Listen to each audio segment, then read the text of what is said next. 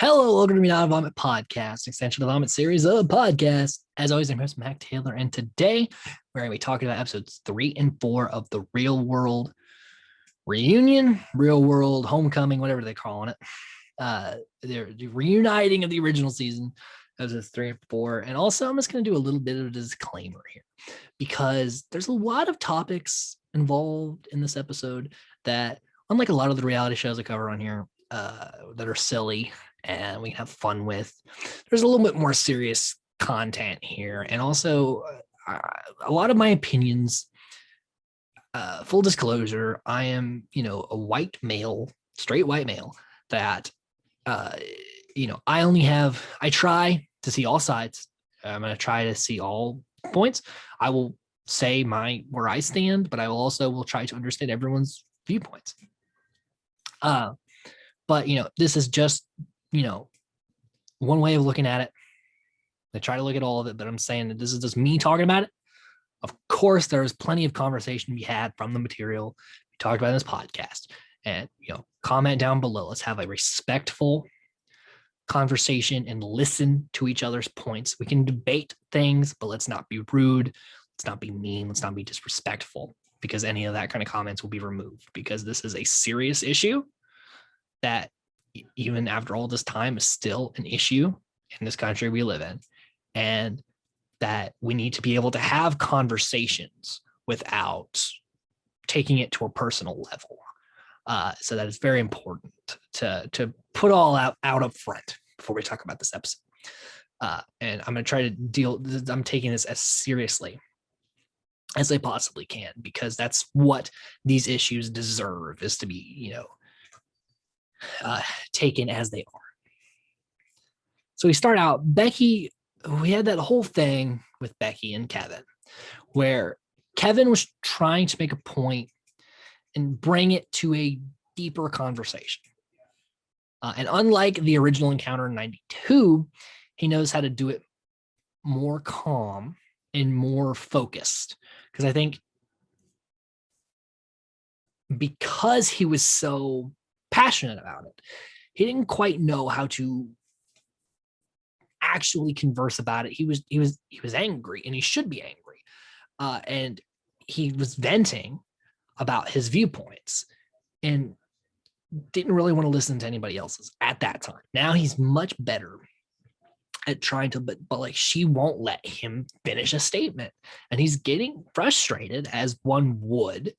And it's led to this whole conflict. If Becky would, and she's bringing up things that literally have nothing to do with the conversation, and he tries to say why that could be misconstrued as ignorance, and then she just gets more defensive. And again, I see why she doesn't want this image painted of her, but the way she is reacting to it is going to literally just push that agenda. And instead of taking a breath, stepping back, listening to his piece, saying her piece, and being done with it, she just can't let it go for a second. And it's not great. It's not a great look. Because she keeps talking about things from a spiritual level, where she's trying to say, I don't see race. And Kevin's like, well, you know what? It's hard not to see it with how, people of color are being treated. It's hard not to see the differences in the way that society is. And she's like, yes, but in my upbringing, I had this dance class where we transcended race. And he's like, that's great. You had that opportunity. But the people watching this show, which is, he's basically saying he wants to have a conversation for the youth that could watch the show. And she instead is making it specifically about her and not about what he's trying to say.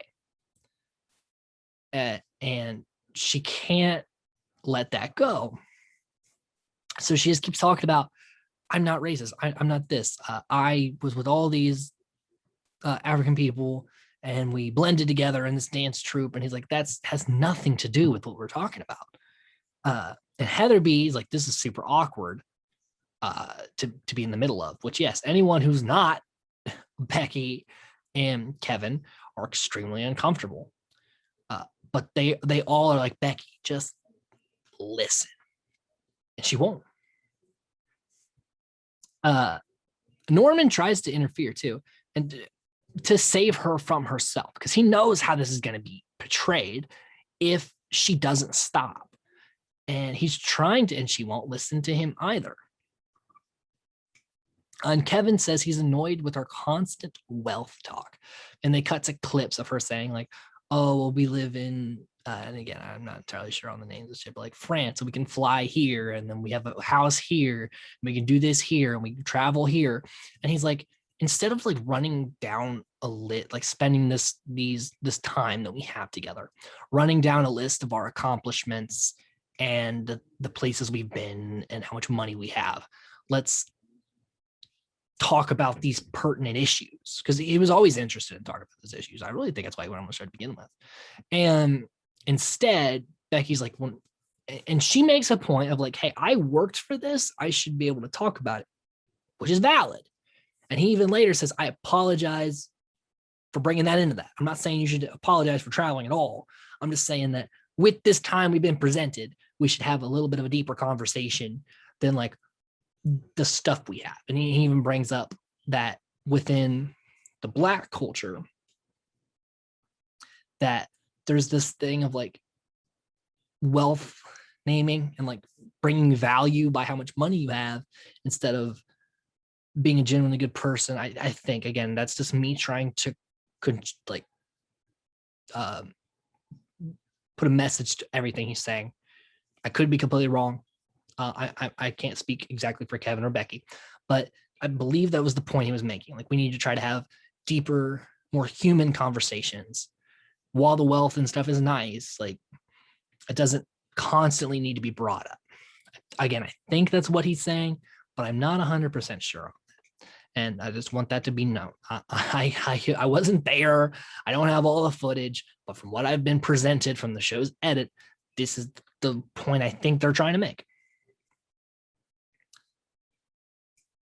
And because she always brings up her background, like, oh, I'm trained as a healer.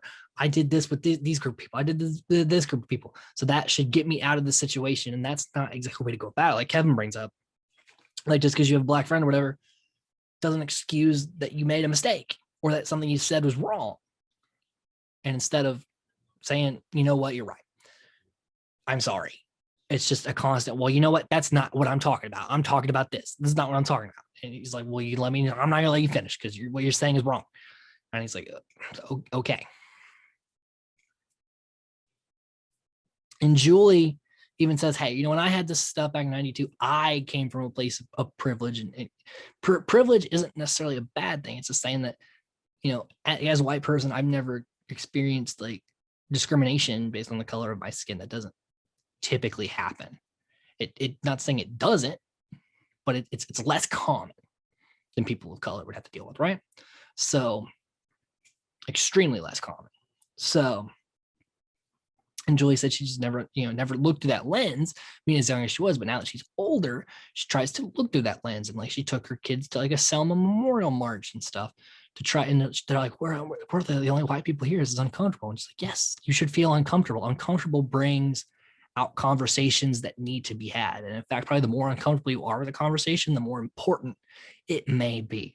So again, I can completely agree with that. Like, I was really hard on Kevin in the Real World season 1 discussion. And that's just because I don't know him. I was just going off of what the show presented.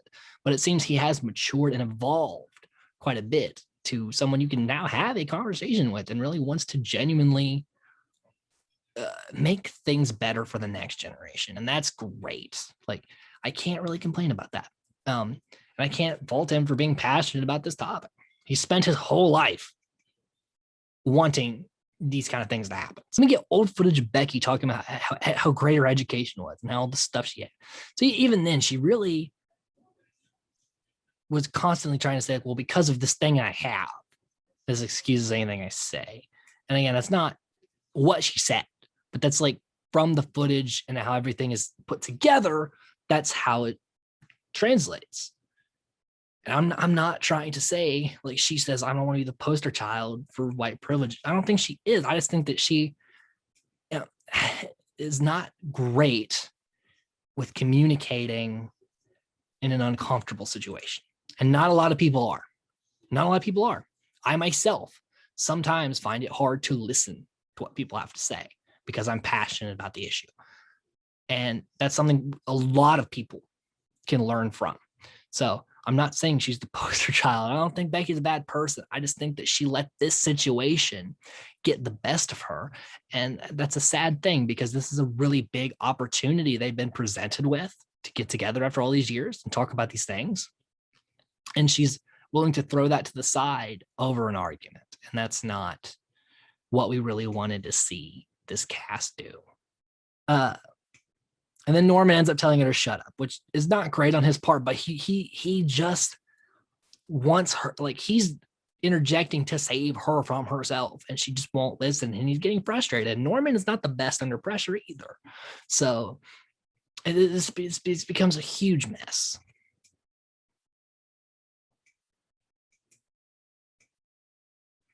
Eric tries to reel in the conversation. He has a lot of good points about, Becky is, speaking from an emotional place. Things are getting heated, and we need to be able to take a step back and to discuss this. Eric seems to really, he probably has had the most growth of anyone in this whole entire cast over these last couple of decades. Kevin also, he tries, he's trying to do that. Like he's saying, we need to have this conversation, not necessarily for us, but for the youth watching so that they understand a little bit of the context and everything else, and not just about what we have, but who we are and who we want to be. And I respect that. And maybe that's not what Becky wanted, but that's what their season of The Real World did. And they couldn't have expected it to not be brought up. Becky and Julie meet in the corner, and the camera guy tries to get it, and they're like, no, we're not doing this. And I'm like, but isn't that the whole point of what Kevin was trying to say? We need to have these uncomfortable conversations on camera for the youth. You all signed you signed an agreement to be filmed at all times. And now you're going to take the mics off and tell the cameraman to go away. That's not really professional. I really think that a producer should have said, no, Becky and Julie, this is what you agreed to. And maybe that's a little too harsh, but if Julie makes such a big deal about it, you need to have these conversations, why are you shying away from it now? That's my only point. I understand Becky's in an emotional state and doesn't really would probably lash out a little bit, but this is important, to get her perspective. This is her chance to talk about her side without Kevin being in the room. And we'll never know what it is. And Julie likes to keep things close to the vest now. Julie kind of gets on my nerves a little more now because she's she knows Becky did wrong, but she's the one constantly feeling the need to defend Becky when all Becky needs to do is just talk to people. She doesn't need to have Julie do it for her. So Becky feels attacked and wants to leave. And Norman, everyone has a point. Norman doesn't get angry, but he was trying to save her. And Kevin doesn't think Becky's grown since 92. And I think she has, but she views her growth as a reason to not have to have these conversations, I think. Where she's we should be past this, but nothing was ever really resolved then. So why would we be past it? And the world isn't past it. So even though we had these conversations in 1992, most of the audience watching now probably, I wasn't even alive when you guys did the first thing. Yes, I went back and watched Real World Season 1, but not a lot of people are going to do that. So for those people, they're just tuning in, that don't know you, that don't know the conversations you had. Or maybe you never even had these conversations. This is for them. Fair? Julie's the only one trying to comfort Becky. And again, I don't know why Julie thinks she needs to defend her, because all Becky needs to do is talk to these people. They're open to talk it through. And Julie and Kevin have moved past their issue in 92, which was probably the biggest fight on reality television relating to race. And Heather's more involved because back then when all that stuff was happening, she's like, I came here to party and have fun. I did not come here to be uncomfortable, which now she's like, yeah, I'm willing to have these conversations now. Like, I'm an adult. Becky has also lost her fascination with reality television, which really kind of bugged me. Like, you were all in until something that you said was, brought up. And because you're like, well, I don't like the way I'm being edited right now, so I'm going to leave. Like, reality TV is a joke. And I'm like, you were so into this idea and have immediately given up once the one conversation did not go the way you intended it to go. Like, that's your straw. And it's like, really, like, this is such a big opportunity for you guys to have that could potentially have impacts, like to do more reunions with other real world casts, and you could ruin it for everyone. And I think that's just, it's not fair just because of your own ego to do.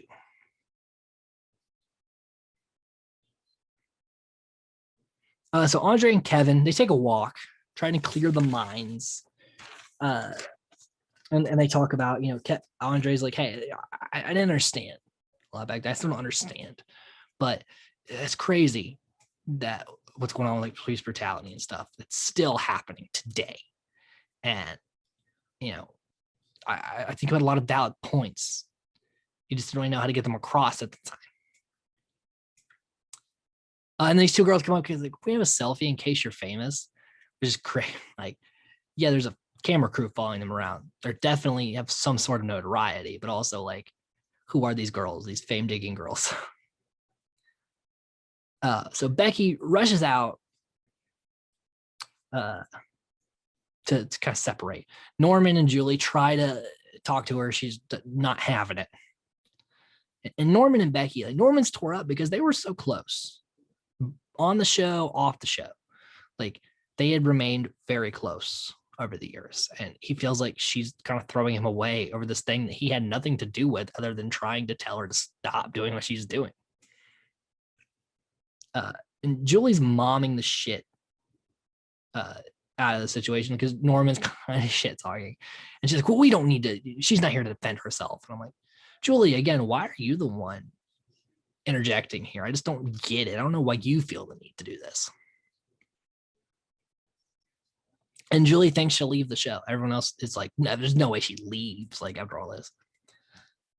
And Andre talks about, when he was on the show last, talking about people wanting to be in a relationship, afraid of commitment. He dated this girl forever, finally married her. I think it was like 10 years or something. And then now they have a daughter. So like he said, like he finally felt he was at a point where he was like, yeah, I should definitely make this official or else she'll probably leave. But he was very self-aware though, to know like, I'm not ready for a relationship. And then finally he was like, there's more power than I have in my life. So, I respect the hell out of Andre for many reasons, this being one of them. So the producers go to check on Becky. She feels used, which, the producers, they brought up this conversation hoping they could just talk it out. Well, the point was not to get them to fight. I don't think. Again, I'm not a producer. I don't know. But it was going to be like, well, look how much we've grown. We could talk about this. And instead it turned into this huge thing. And they're like, oh, shit. So, of course, they're going to make the episode about it. It was the biggest thing to happen. And not even Norman can stop her from leaving. And like Norman's like, what about our friendship? She's like, it's done. And and Eric talks about, substance problems, being like molested and all these things. And that, it was demons he had to work out because, a lot of his issues with people didn't even stem from those people. It was something in the past, something in Becky got triggered here. And they're all like, I can't believe she walked out. And Eric's like, she knew what she got herself into. Like, you can't act like you don't know what the show is. And the only one that cares is Julie, because I guess Julie feels like she was right in a way. I'm not entirely sure. But Becky was in the wrong here.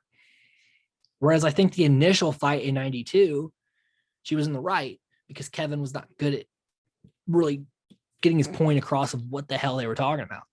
This time he was, and she just wasn't willing to listen to it. So that brings us to episode 4, Starting Over. Everyone's shocked Becky decided to leave. That's still weighing in on them. Lots of mentions of the term Karen here too, which is strange to hear like said like on an actual television show and not just memes. Julie says that they clearly aren't as big as they thought they were because they couldn't have this one conversation, which is true. Like all it did was maybe show their weaknesses as people, but it's fine. People have flaws, and hopefully Becky can reflect on this and move on from this. I hope this does not consume her. So Heather says, like, you need to be uncomfortable. Like I said, you gotta. These conversations can be important. Eric's glad to be in quarantine at this point because, yeah, that was super uncomfortable to watch go down. And they actually play one of Becky's songs like in the background during this. I was like, wow, like I guess like when she signed on to do the show, they asked if they could use her music, but like that's kind of like a fuck you jab to like play her music while all this stuff's happening. So they do facials to try to lighten the mood, have a spa day to try to, especially for Norman, because he's so hurt that like his closest friend in the cast has like done this. And he also moves in the executive suite. And Heather cleanses it with her incense or whatever. And Heather actually she keeps everything she writes like ever. She keeps all of her rhyme books and journals and things like and she writes every day. It's just not always music, which I think is very like she says, I write every day, but it doesn't always come out in song form. As long as I'm writing and being creative, that's what matters. And I feel that because you can get burned out a lot of times as an artist, like you to where like sometimes just sitting down and doing the work and not worrying about like, oh, I got to get this done at this time and this and this, and just get lost in your craft. Like that's the jam, that's the fucking business. So I'm glad she talked about just the love of doing something. So they play clips of Heather and Eric bickering, and then even then, like they could argue and then be best friends the next minute, and it's like still very much the same. They were great at reconciling their differences very quickly. Now they're like probably one of the closer people in this cast, even though Eric hasn't even been there. And being forced together made them confront issues. Most of them had never lived with someone like outside of their friend group or something outside their comfort zone. And they had to face issues and talk about things they wouldn't normally talk about. That's what made the show like the real world. It's obviously become something else now because it's evolved with the reality TV. But at its core, it really is an interesting social structure. And the television scene did a number on Eric's addiction because he had that workout stuff for like 3 years. He did early seasons of the challenge. He did movies. He did commercials. You name it. Eric was doing it because he was using the notoriety to do these things. And his manager took most of his earnings, and he like got super depressed and suicidal because like all the stuff he was working for just got taken away. He got screwed over because he was young and naive.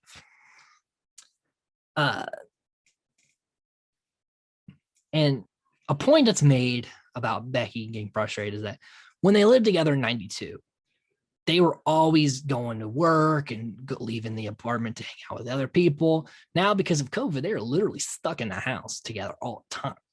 And so that's why things have escalated, because they've spent more time together in these few episodes than they had the entire time they were on the 92 show, because they don't have anywhere else to go.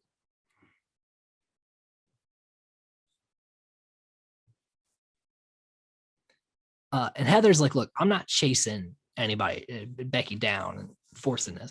I've lost too many people. I cherish my moments. I live my life. If she ain't willing to do it, she ain't willing to do it. And then Norman talks about, after the real world, no one was really like going to hire him to be a painter. So he kind of just took things in his own hands. He ended up getting like a gay talk show thing.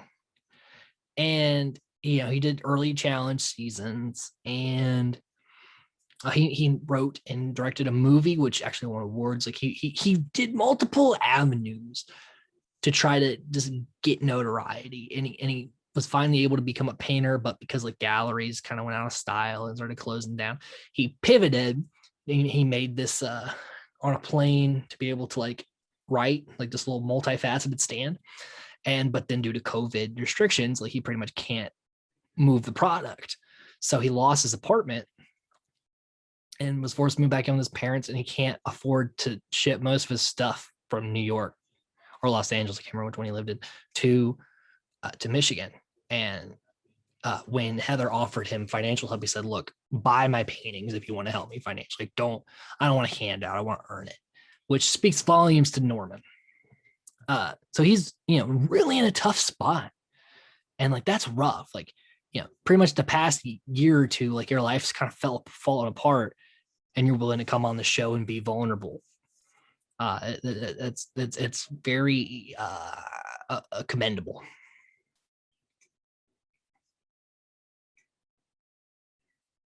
Andre and Julie then discuss the Becky disappointment. On Heather B and Kevin talk about basically after the Real World, Heather's label, because she didn't get added to the rotation in MTV, was like, well, that was useless. Why would we have you on our label if you can't even get on MTV, be on an MTV show?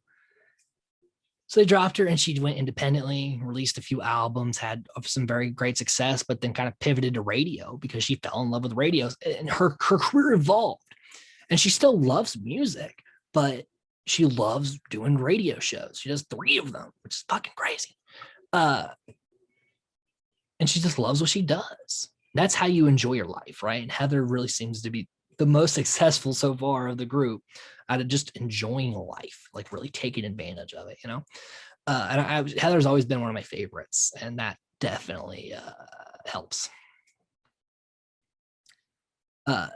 Because you evolve. Like I started out just being an actor, and that turned into writing and directing, and now even podcasting. Like I just love being a part of the entertainment, and I love creative control. And that evolved in my career. It's not like I always started out doing this. So sometimes you just figure shit out as you go. And Eric said he's still sick, and that the time's ticking away. He may not get to be there with them, which is very sad, because especially since he was like the glue for them. He was the one like most excited about this. So they go up to his balcony just to yell up at him and shout support. And it's a very wholesome moment, how much they care about Eric. And Heather tells Kevin, let Becky heal in her own way. And they decide they're going to help Norman out. They're going to up his social media game. He's going to make this recycled paper bag bunny painting. They're going to like record the whole process and help him sell it so that he can get his stuff moved from the city to Michigan. It's very commendable. And he's mad at Becky because she's not here supporting him in his time of need. He's been there for her, and like when he needs her, she's not there because of her own, like she's selfish in that way. Which she might not know about this, and if she does, she doesn't know that it's coming up now. But I do understand, like, I've been your friend for so long and you won't help me like when I really need help, and or at least to support me when I have these down days. And I understand being frustrated with that. And Julie reaches out to Becky to speak about how everything went. And basically Julie's like, listen, I'm going to talk to Becky. And Norman's like, I've been texting her nonstop and she won't message me back, but she'll talk to you. What does that say about our friendship? Fuck her. I'm done. And it's like, it gets very real. And I can't blame him for being upset, but Norman shouldn't have wrote her off so quickly. And Julie acts like, listen, I'm doing this, like, whatever. So that is the Real World reunion, episodes 3 and 4. Wow, we had a lot of deep, like I said, there was all that really important stuff to talk about at the top. And then just a lot of character stuff as we went through. I'm really loving this series because I loved the Real World season 1. And so I definitely was like just over the moon to be doing the reunion because it just came at such a cool time for me. So, let me know in the comments what your thoughts. Have a discussion down below and be respectful to each other. Don't forget to like, subscribe, hit that bell notification. It's right down there if you need it. In the meantime, stay safe, stay nerdy.